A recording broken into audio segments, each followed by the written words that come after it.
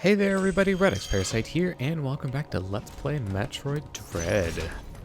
In the last episode, we got our mission briefing here on ZDR.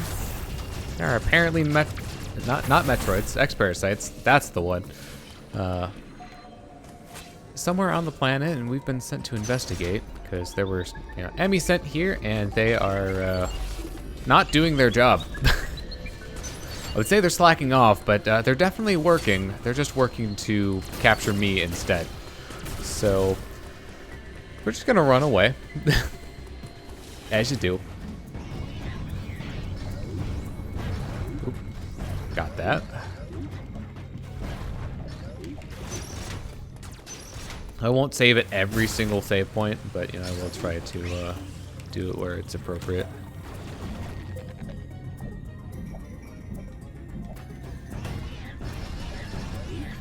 Yeah, you can see for a brief moment how much damage I took from that. It was a lot. So we're making progress through the first area here. This area is called Artaria. It's not a tongue twister, I swear. I'll go ahead and get this navigation station here. This is how you get your map. Unlike previous games, though, the map is a little bit more detailed. It's not just simple blocks. You can actually see more of the room geometry. The map stations also act as save stations, so, that's advantageous for sure. But as you can see, the map station didn't give us the actual layout of the rooms, just the general room shapes and where they are. So we will have to fill in the rest of it ourselves, but that's not too tall of an order. All right, so here's a fun thing. I can try to go for a skip here. Nope. All right, cool. I got it. So what you're supposed to do is go to the left, lower some like this platform by draining the water. Oop. But, that's boring and slow. And doing that particular sequence break doesn't break any of the cutscenes, so we'll go ahead and do it. Because we can. So here's our first major upgrade. It's the charge beam. I collected it backwards. And it definitely wasn't because I completely missed to hit the item capsule multiple times in a row. So the charge beam will let us open those doors that we didn't have enough energy to. So we can now go through here. It's almost like the developers, pre-made this path for us. Design.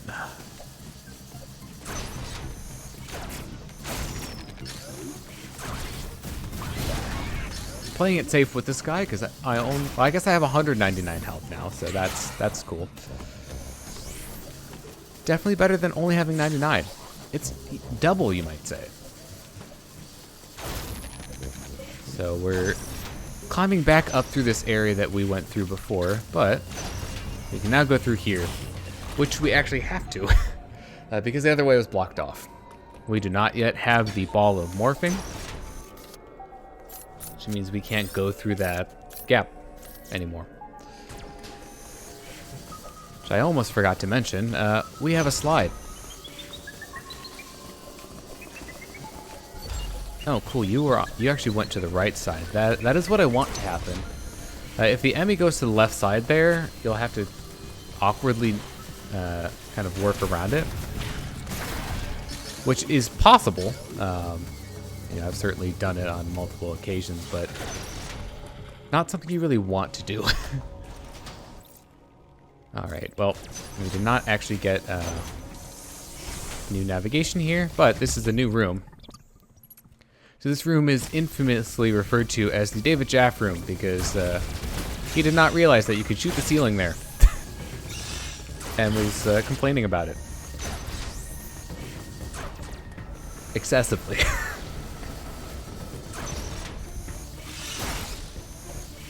So yeah, what's interesting about this game is that it is the first 3D, 2D Metroid game. And by that I mean the first one using models. Because all the previous ones were sprite-based. I guess Samus Returns wasn't, so I lied. But that was the remake, so you can discount it if you want. And by that metric, I'm still right.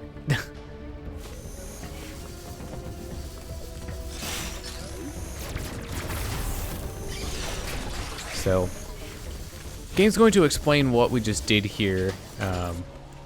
So we switched the flow of some lava, which is used to power certain doors. There is no record of your assailant in the Federation database. However, there are records of a chosen warrior tribe. There is a strong possibility the two are connected. You have seen the warrior tribe's architecture and artifacts on this planet. I conclude that this was one of their settlements. But why would someone lead you here and send the E.M.M.I after you? The footage of the X-Parasite may have been staged to lure you in. The situation remains unclear, but your priority hasn't changed. You must return to the ship. You have activated the magma supply system that has restored power to the closed thermal doors. Seek them out to proceed. Continue to search for the unique energy you employed against the first E.M.M.I. It is the only way you can confront them. Unfortunately, this energy is limited. You may have noticed it dissipating after an E.M.M.I is destroyed. There are 6 remaining E.M.M.I hunting you. You have no means to confront them. Remember that.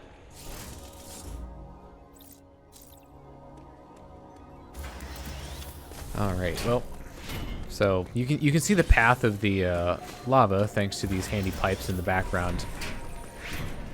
They sort of act as breadcrumbs for you to help you figure out where you need to go.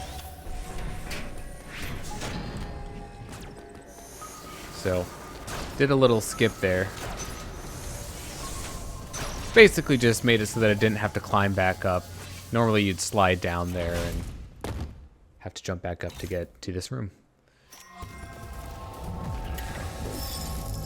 So the game teased this a little bit earlier. This is one of the central units.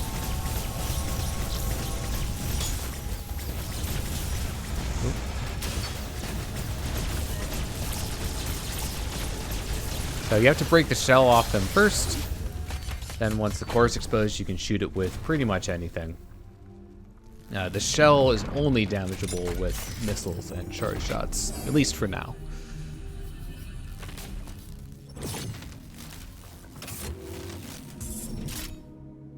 So, we've got our second Omega Cannon.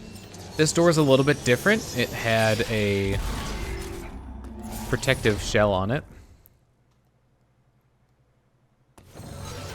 So that also applies to the E.M.M.I itself. You know what? I'm just gonna go up here and do this one. There are multiple places where you can do this kill. This is the second or third fastest, depending on what strategy you do. Definitely safer. The faster strategies will just shoot it from that platform with the door, and then either you'll jump around to get the charge shot afterwards, or just do it without moving if you're fast enough. It's pretty hard. So, the E.M.M.I gave us a new ability. This is the Spider Magnet. This allows Samus to attach to blue magnetic surface walls and ceilings using a magnetic field. You can tilt the stick in the direction of certain walls to grab on. You can move and attack while in this state. And if you hold up while attached to the ceiling, you'll press up against it. That will be useful for getting past E.M.M.I if they are on the ground beneath us. So the Spider Magnet really is just, a better version of the Spider Ball. You can already see, I'm a lot more mobile. I can do wall jumps off of it. You can even do a single wall jump on magnetic surfaces. Like so.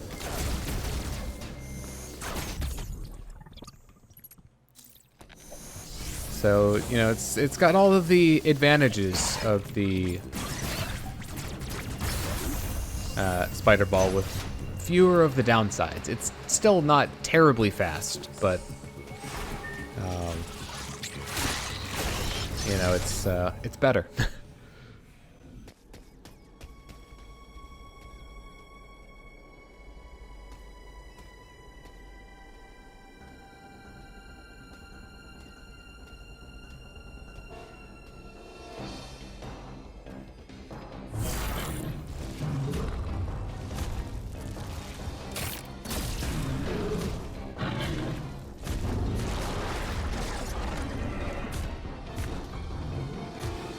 So this is our first boss. So say hello to Corpius. So as the game demonstrated in the cutscene before, your main strategy is going to be shooting the head with missiles. That was really fast. I guess it was because I was being more careful with my shots. But of course, that's not the only phase. We've got, you know, phase 2. So you can still shoot it. You will be able to see an outline of it, sort of. So if you're being careful, you can actually still hit it. Of course, it can be sort of a crapshoot. So if you run out of missiles, you can shoot the glowing light on its tail. And it will drop ammo once you manage to deal enough damage to it.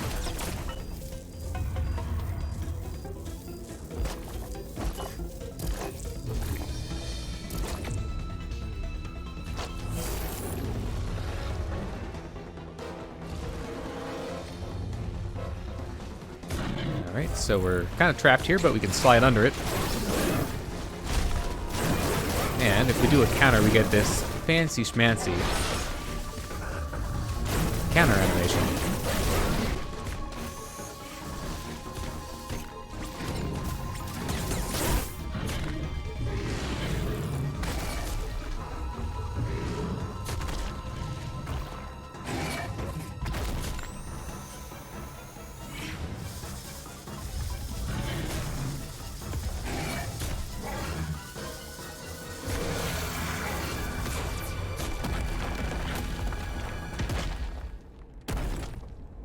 Thud.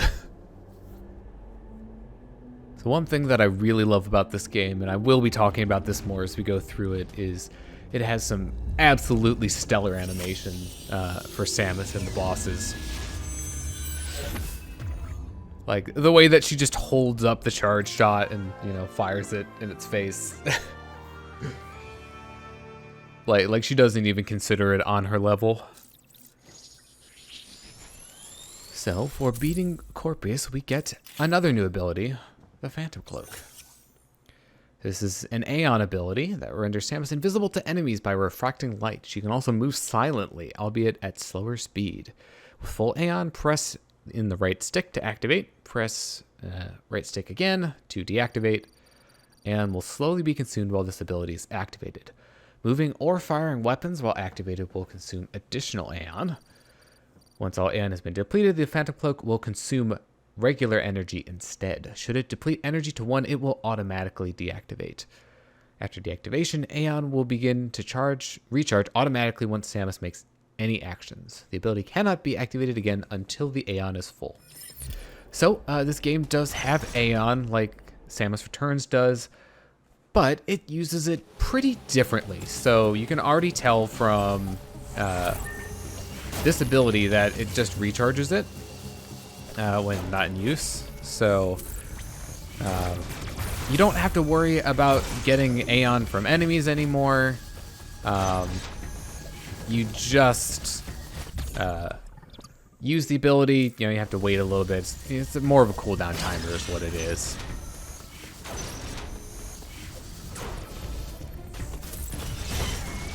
So what I've been doing with these Phantom Cloak doors is a speedrun tech.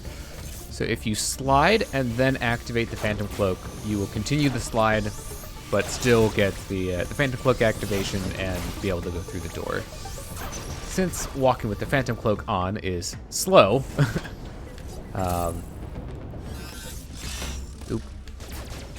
that is preferable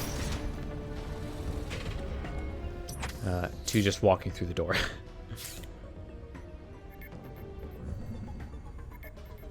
So we are out of Artaria. We're heading to our next major area, Cataris.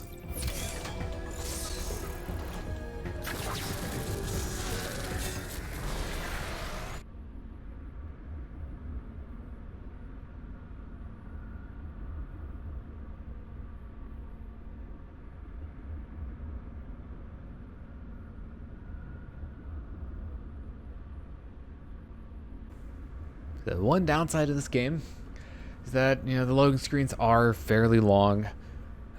They are worse if you're playing on physical, which I am, because I'm a sucker and I got the special edition. The art book's nice.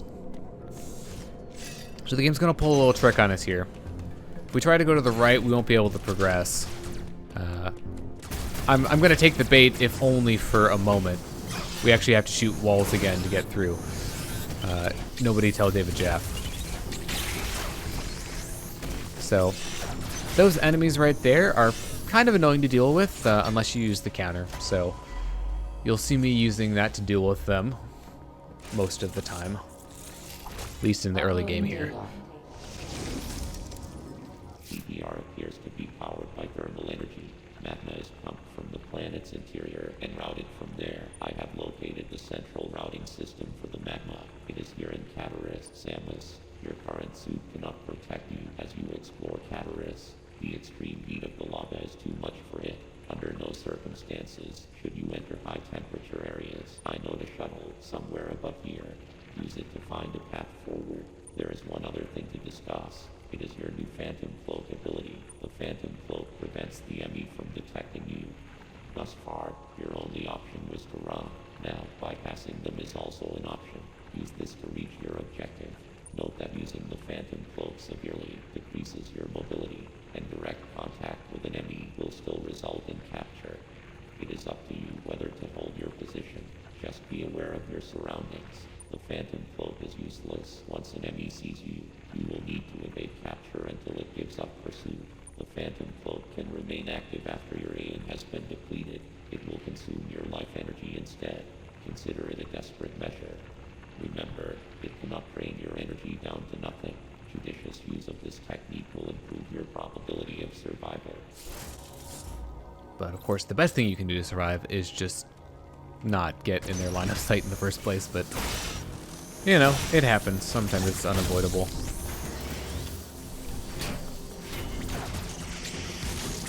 I'm just gonna avoid that guy. It does a lot of damage, and since I'm playing on hard, it does even more damage. Like, I'm pretty sure it does upwards of an energy tank on hard. And guess what? I only have one of at this point.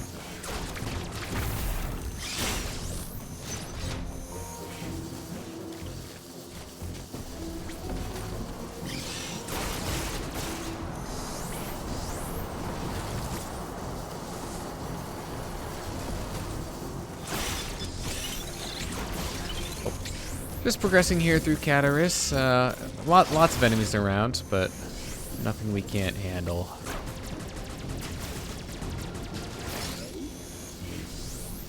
So this is just sort of a general thing. ZDR is a very mechanically themed planet. So you'll notice that in sections of Artaria and then Cataris here. This is supposed to be the heated area.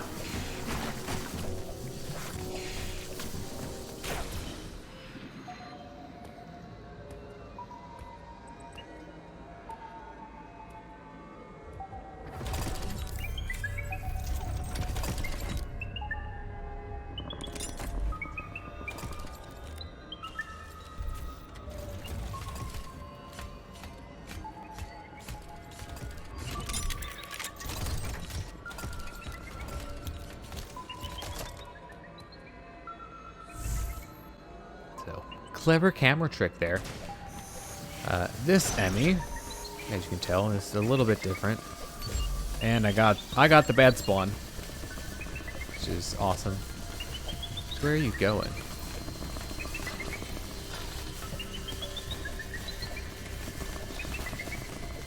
Had to lead it around in a circle a bit. I did not get seen, which is the most important part. so it won't follow me around here. Now that I'm ahead of it, like, it shouldn't be able to catch me as long as I don't mess up my movement. Of course, it can sneak through some of the tunnels here.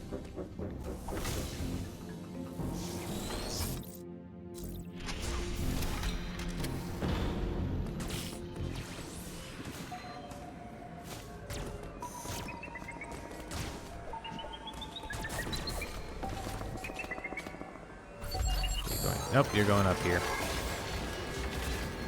Ah, that was unfortunate that I got seen there. Alright. Nope, that was a bad decision.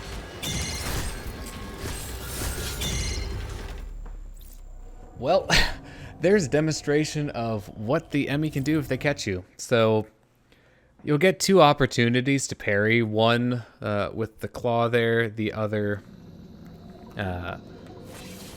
when it tries to spike you and extract your DNA. So I got luckier with the second spawn here. You can see the timing is very hard to hit. You know, I basically had no idea.